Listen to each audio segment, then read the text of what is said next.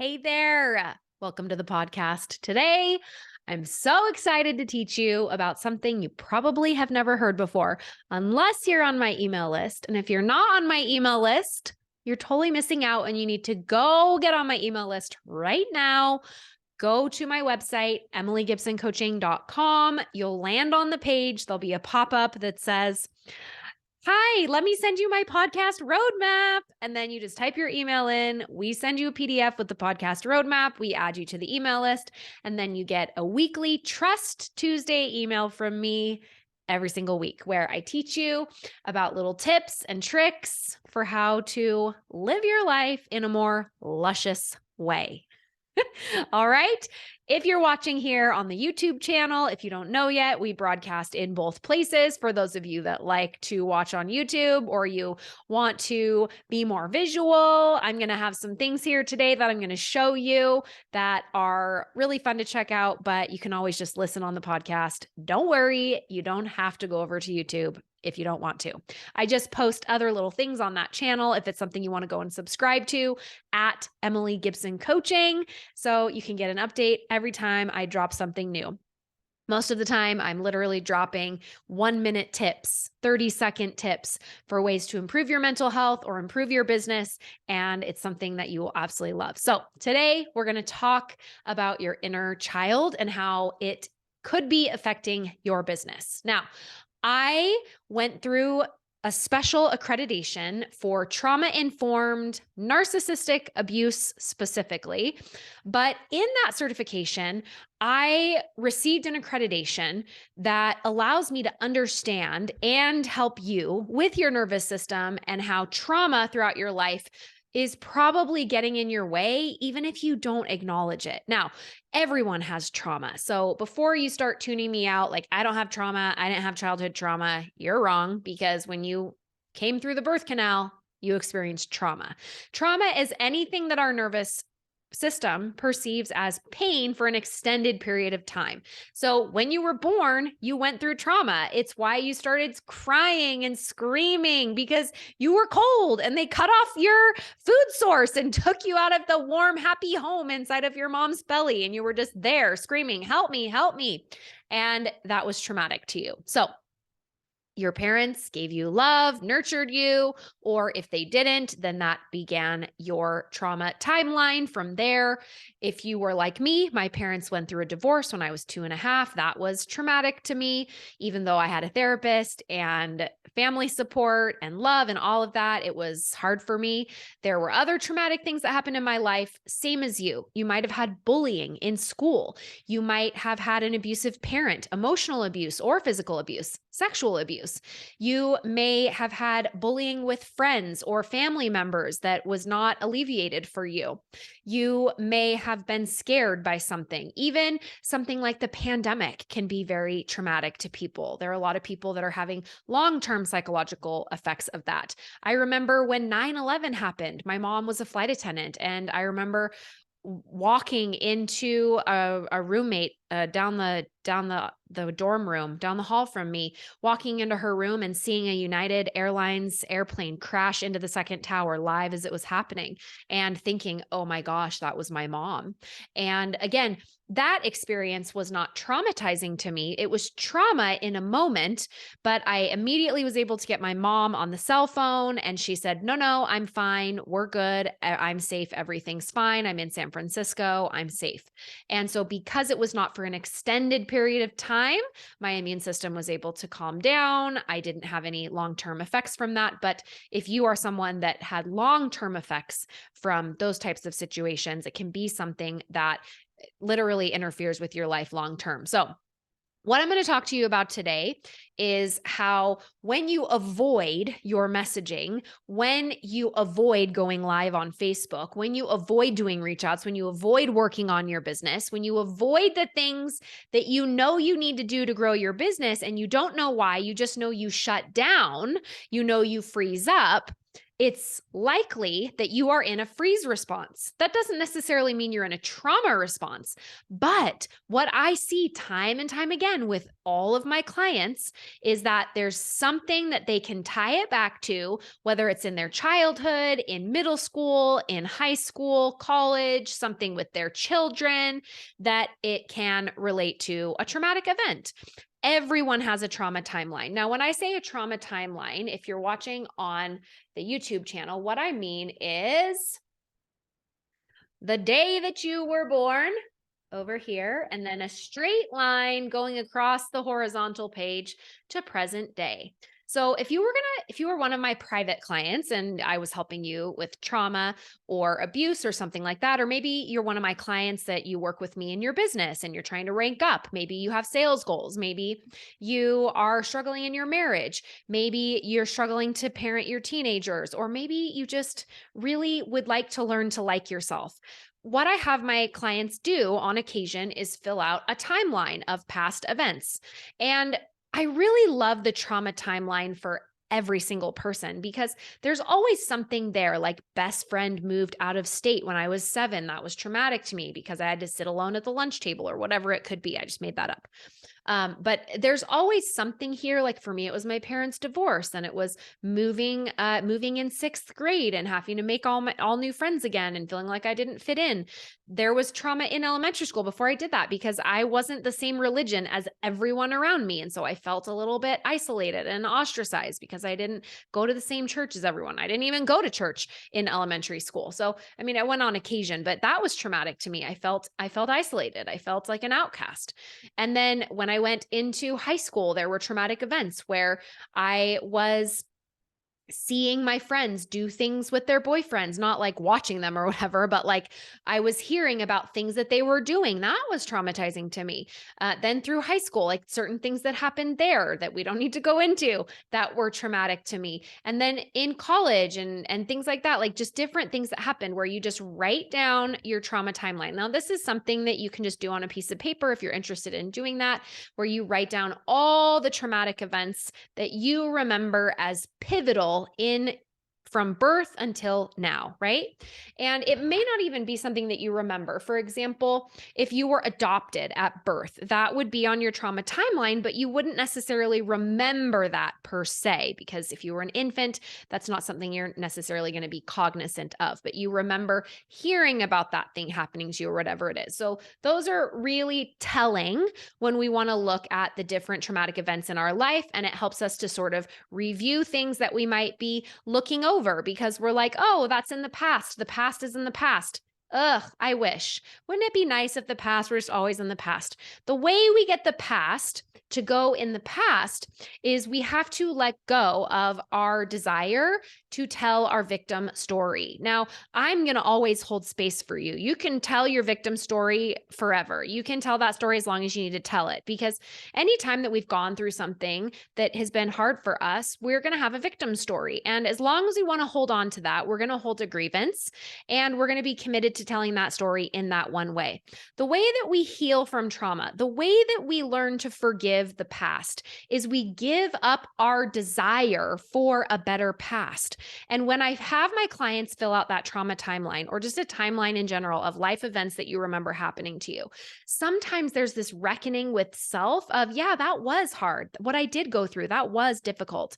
And there's a remembrance to make peace with it. So want to encourage you to do that if that's something you're interested in doing. Now, the reason why I bring it up today is because I've talked to you about this before, the different traffic lights of tolerance in our nervous system. I don't have a colorful one here. All my computer has right now is black and white ink. So I just have it in black and white here. But in our tolerance of our nervous system, we have our green light where we feel safe. I've taught you about this and how your nervous system, your ventral vagal nerve that runs through your body. And if you want to heal trauma inside of you, which trauma is stored in our nervous system. So those of you that are struggling and you just want to get better and you want to feel better and you want to move past these things that have happened to you, whether it's abuse or trauma or grievances or people that you just can't forgive or whatever it is.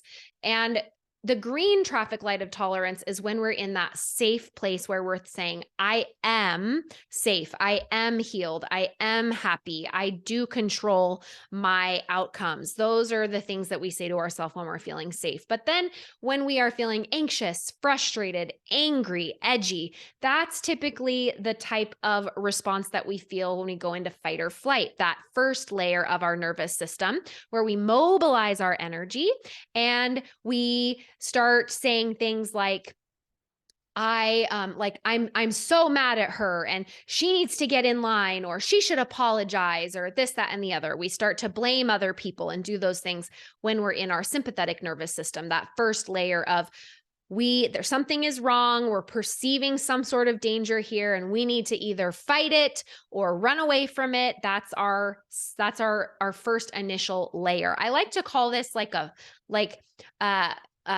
it called? Oh my gosh, it's not a first degree burn. It's like my husband, he had to do all these burn classes in physical therapy school.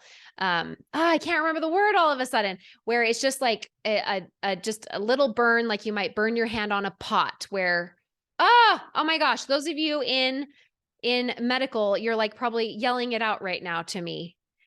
It's merely a flesh wound. I don't know what it's called, but it's just like that layer, that first layer. That's like where you feel a burn and you're like, okay. And then when you are like cutting into the skin, this is an analogy, by the way. But when you're like really deep into the wound and it's just like you're just feeling like, oh, this is really deep pain. I'm frozen. I'm paralyzed. That is another layer deep into your nervous system called freeze. And that is your dorsal vagal nervous system. And that is where you feel like you just are shutting down, frozen, numb. And these 3 layers of your nervous system are giving you very important information about yourself. And when you do that trauma timeline, it's going to show you all of the different ways in your life that you have responded to different events that have occurred. And so when those things have happened, and this is just, I'm brushing over this really quickly because we've talked about this here on the podcast before. So if this is the first time that you're hearing this, you're like, whoa, this is like so interesting and so much information. You can go back a few episodes from here and find where I talk about your nervous system and how to heal your nervous system. And I go into more depth about those three layers of your nervous system and how to heal your nervous system and all of that. But the reason why I want to bring this up today is because when we are in those 3 different layers of our nervous system, when we are experiencing trauma, when we have had trauma in the past, whatever it could be, you can literally experience trauma from a job where you're sending cold messages and people are responding back to you. And all of a sudden you're remembering how you got yelled at when you were a child at boarding school or by your grandma or whatever happened. And your brain, your hippocampus doesn't know how to timestamp that in the past. So it brings all of that fear to the present day. And then you're like, oh my gosh, I can't send cold messages. And then you can't run your business, right? You can't grow your team. You can't be a leader. And so I want to bring up a specific part of this today called protector parts.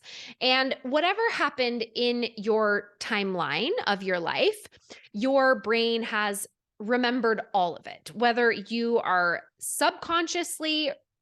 consciously or subconsciously remembering it, it's stored inside of our body. And we all have this inner child within us that is our true self. Our true self is very caring and calm, confident, creative, very caring and compassionate. And we are all born that way. We are all innately born with those qualities. And whenever we have had some sort of a traumatic event, if it's something that went on for extended periods of time, where we started to question if we are worthy, if we are worthy, if we are lovable. And so anytime that our body feels a threat, if we experience a threat in our childhood, our inner child is wounded. And when our inner child is wounded, we exile our true self, those parts of ourself that feel really safe, that feel really calm and confident and peaceful and secure. We exile those parts of us because we don't want to feel the pain. Our nervous system does this because it perceives that something might be too painful for us to be able to experience. And so, in order to exile that inner child wound that our nervous system believes would be too painful for us to experience, it perceives that because it thinks that we're going to not be able to feel the pain of I'm not enough and I'm not important, I am worthless, I am unlovable. I actually have a picture here that you can look at that shows some imagery about that. When we have these inner child wounds that we go through, whether our parents go through a divorce or our parents move and we have to make new friends, if we have someone die that's important to us or whatever it could be that's traumatic, maybe we're bullied, maybe we have had abuse in some way. And so these are the four main inner child wounds, although there are many. I have so many that I could share with you. But these are just the four that I want to focus on today of I am not enough, I am not important, I am worthless, and I am unlovable. And so these are inner child wounds that when our nervous system perceives that it's happening, that could be really painful, we exile our inner child and we have these manager parts that come in to protect us. And our manager parts, there are so many of them, and you're going to recognize them in yourself. Perfectionism. Inner critic. I want you to, in your mind, as you're listening to this, you could even, if you have a piece of paper, unless you're driving in your car or whatever, but if you're just on a piece of paper, I want you to make little tick marks on how many of these you notice in yourself. Okay. So perfectionist, inner critic, imposter, worrier, doer, dissociative, isolating, retreating, emotional eating, eating disorder, overachiever, people pleasing, academic, meaning like you take lots and lots of schooling, planner, like you plan, you're constantly planning ahead. You have to be a planner, controlling, jealousy, anger, OCD, organized, self-harm, catastrophizer, depression, anxiety, procrastinator, indecisive, guilty, defensive, money spender, over-exerciser, excessive drinking, addict to anything, pornography, alcohol, drugs, social media addiction, caretaker, you're always needing to be everyone's caretaker, panic attacks, suspicious of everyone and everything, apologetic over things that you don't need to apologize for, but you apologize anyway, being a martyr all the time, avoidant, analyzer, training junkie, stubborn, liar, impatient, pessimistic, bullying others, rebellious, comparing yourself to others all the time, gossiping, pain, and judgmental. All of these things that I've just read to you, some of them you're like, oh my gosh, that's me. Oh my gosh, I do that. Oh my gosh, I struggle with that. Oh, that's one of my bad habits. And what I want to tell you today is none of these are bad habits. Now, some of you just said, wait, did I hear that right? None of these are bad habits. What do I mean by that? These are what I call your protector parts or your inner guardian. And whenever you've been through some sort of trauma or crisis or abuse or whatever it is, wherever you've perceived pain and your nervous system has perceived it's too much pain for you to handle, you will exile your inner child, your inner self. You'll exile that out, and your protector parts step in the most loving way to keep you safe. For example, if when I was little, my parents got divorced, and because that happened when I was very young, 2.5, 3 years old, I perceived, because this is what children do, we're very egocentric. We think it's all about us. I perceived that as I am unlovable, that it was something that I did to make it happen. That if I was more lovable, then my parents would have stayed together. And so this is all made up. This is what my child mind did. This is the psychology of a 3-year-old. It's very common. It wasn't that my parents weren't loving. It wasn't that I was being abused or anything like that. It was just how my brain perceived that danger of my parents divorcing, and it's how my brain made a decision, made a definitive reason for why my parents divorced. And so my protector parts that came in were overachiever. And as long as I could get perfect grades in school, and I was the lead in the school play and the head cheerleader and the, top swimmer, got to the league championships in swimming, and um worked in student body leadership and wanted to be homecoming queen and all these things. In my adult life, it was how many kids can I have and how close can I have them together, and how in my businesses, how much money can I make? How successful can I be? So overachiever for me is my strongest protector part, as is anxiety. Anxiety is a protector part, an inner guardian of mine. Now, when I say this, what I mean is that it's how my nervous system protects me from possible pain. The way that people will describe this who are not trauma informed, I am trauma informed, accredited, certified, all of that. And when you're trauma informed, what you understand that other people don't understand, a lot of therapists don't even understand this, psychologists, and I love those professions, and there's such an incredible part and place for them to play, and for them to be as part of your treatment when you're recovering from abuse and things like that. So I'm not saying anything negative about therapists here, anything. I have a therapist. I love therapists, and there is definitely a need for them. But some of them, the majority of them, are not required to have any trauma-informed accreditation. And and then people that are not trauma-informed at all, maybe life coaches or friends and family, where they just don't know what they don't know. And so they will criticize you for being a people pleaser. You should change that about yourself. People pleasing is something that's a negative thing. You should change that about yourself. And it's just wrong. And what I want you to know is that if you are a people pleaser, there's nothing wrong with you. If you are ridden with anxiety, there's nothing wrong with you. If you are someone who's constantly caretaking everyone and it annoys everyone around you because you're constantly caretaking everyone, there's nothing wrong with you. It is not that it's a bad thing that you're controlling, that you have OCD, that you are over exercising, that you are procrastinating, although it's probably causing problems in your life and your business.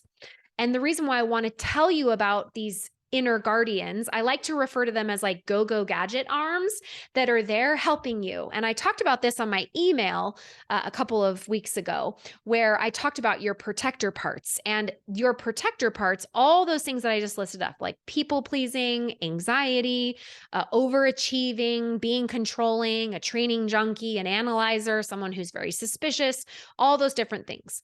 Those things come in order to distract you from feeling pain. And so traditional life coaching certifications in schools will even tell you, why do you do that thing? That's something that you should be aware of, and you should change about yourself. And again, if they're not trauma informed, they don't understand, and I didn't understand this before I went through my certification for it. They don't understand that it is that thing for you, that perfectionism, that worrying, that anxiety, that people pleasing, that overachieving, that your nervous system is giving you as a manager for your pain. Now, these things can become problematic. It can be very destructive even in your life. For example, if you have a pornography addiction or a sex addiction, and it's ruining your marriage, or if you have a money spending habit and that's ruining your financial life.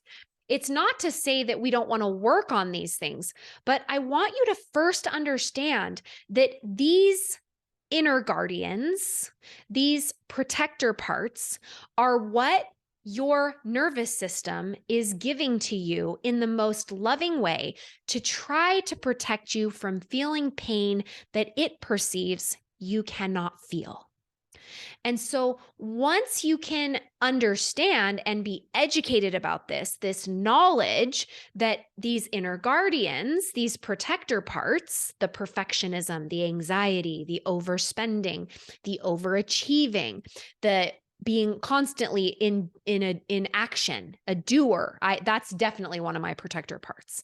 I love to stay busy, right? It distracts you from pain. Now, some people will say, well, isn't that the same thing as buffering? Buffering is doing things to avoid negative emotion.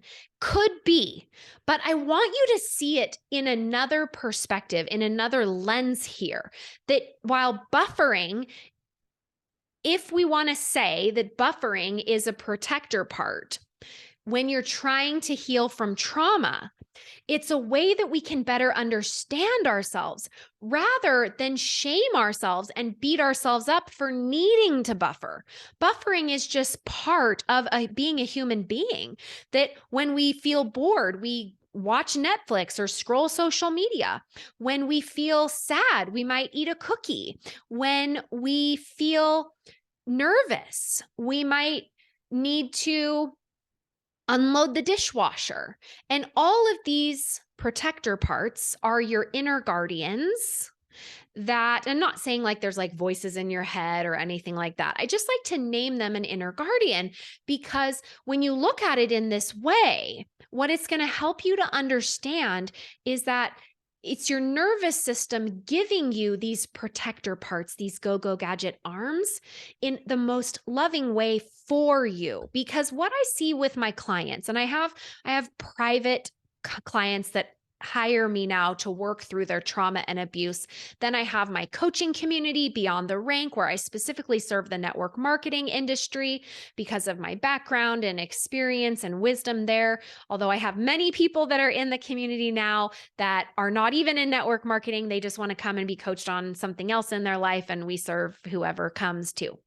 But my clients that I work with in the area of trauma, what I find so regularly is that these protector parts, being a perfectionist, being an overachiever, being a doer, having anxiety, having panic attacks, they look at these protector parts, these inner guardians, these things that the nervous system is giving you as a way to protect yourself from pain.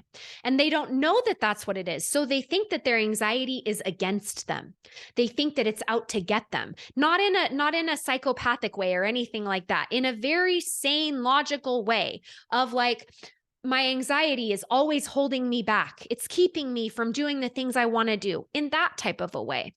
And so one of the things that I do when I work with my clients in this way, and that you can do with yourself here, or if you want more help, you can always come and hire me as your coach. I can help you through whatever it is that you're struggling with, whether your price point is under $100 with less access to me, but still face-to-face, one-to-one coaching in front of the group. Or if you really want private one-to-one attention from me, we have all the way up many different options of access to me so that you can get the help that you need and heal your life. Because what I know to be true is that we are all plagued with challenges. You don't get out of this human experience without a human challenge. And it's part of the human existence. Experiencing trauma, experiencing different things in our life where we're wounded, where we're hurt, where we feel betrayed, where we go through times that are tough.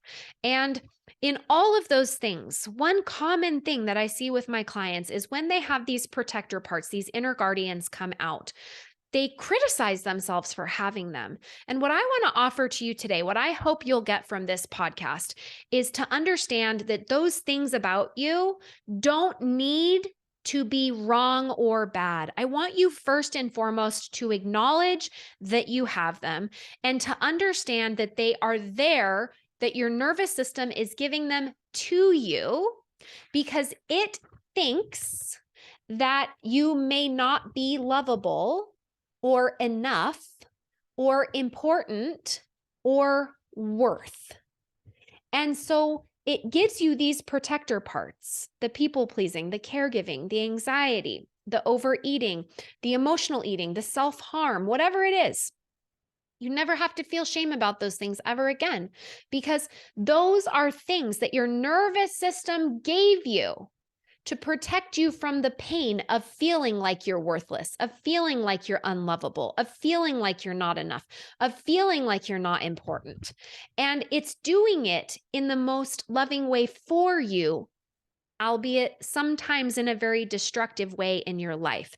And so, step one is first awareness of why you do these behaviors, that it's something that your nervous system gives you to protect you from perceived pain that it doesn't think you can handle. And then from there, compassion for yourself so you can see, oh my gosh, this is so crazy, because now I understand that these protector parts, this thing I've hated about myself, this perfectionist tendency, this emotional eating behavior that I can't seem to stop, this jealousy that rules my life, this OCD, this stubbornness, this rebellious side of me, that all these things that I've hated about my personality are actually something my nervous system gave me to protect me from perceived pain. Now, did it stem from childhood trauma? Maybe. Did it come from trauma somewhere else in our life? Could be, right? You only know the answer to that. And if I was talking with you one-to-one as a client, we would get to the bottom of that and I'd be able to help you identify exactly the root cause of where that's coming from. But you know right here, right now, as you're being curious with yourself around this, you can probably feel it out where that's coming from if you ask yourself and you get curious enough. And from there, we want to make friends with these protector parts, this inner guardian. We want to talk to our inner self and say to ourselves things like, why do you feel anxiety? Why do you feel like you need to be here for me in this moment? Well, because I'm protecting you from when your parents got divorced when you were 3, and I don't ever want you to have to go through that pain again. So anytime that I perceive a threat, anxiety comes in. I'm your inner guardian. I am here to keep you safe so that we never have to go through that again. And when I work with my clients, and to overcome anxiety, to overcome perfectionism, to overcome OCD, to overcome money spending, to overcome addictions, which I've been able to help all my clients successfully do over time, is give them the freedom to not be shackled by these inner guardians anymore. And the way that we do that is we acknowledge them, we befriend them. And I have a system of how I do that for you. And then we allow that protector part space to understand that we don't need them here anymore. And this can be a very fast process. Some of my sessions that I offer for private work are only a package of 3, because I know it can go very quickly for you once you start learning and you're educated, you know about these things.